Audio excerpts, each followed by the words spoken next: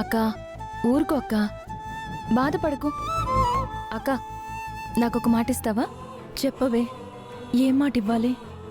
ఇక నుంచి నీకు పెళ్ళయ్యేదాకా నువ్వు బాధపడ్ను అని నాకు మాట ఇవ్వాలి, సరేనే? సరే అక్క, నాకు నిద్ర వస్తుంది, పడుకుందావా?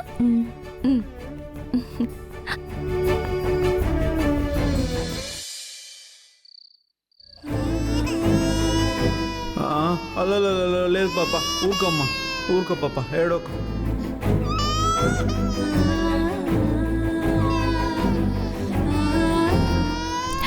అబ్బో,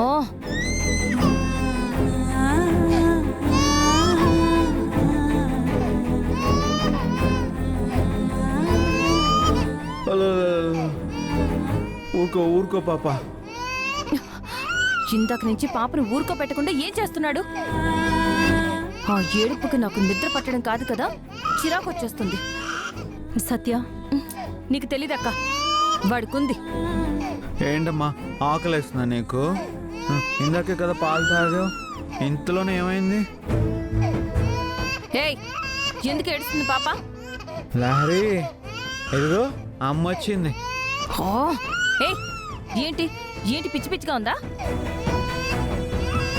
ఇందాకటి నుంచి నిద్రపోతుంటే ఒక్కటే ఏడుపు. పాపను పడుకోబెట్టకుండా ఏం చేస్తున్నావు? అయితే నువ్వే పడుకోబెట్టు, తీసుకో.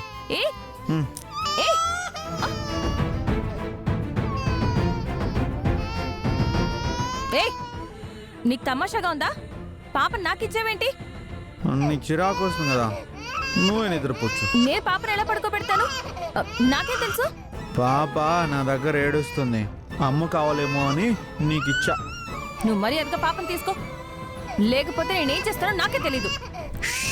అరవకు, పాపని పడుకోబెట్టాలి. ఇలా ఇలా ఊపు ఊపు, ఇలా ఇట్లా. ఏంటిది? ముందు నువ్వు పాపను తీసుకో, లేకపోతే ఏం చేస్తానో నాకే తెలీదు. అరవకు, పాప పడుకుంటుంది ఎల్లగా.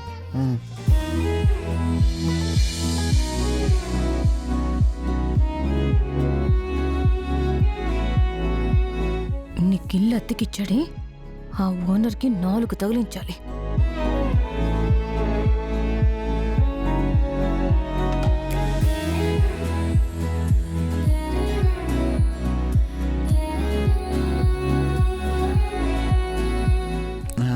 పాప పడుకుంది, నువ్వు వెళ్ళిపో.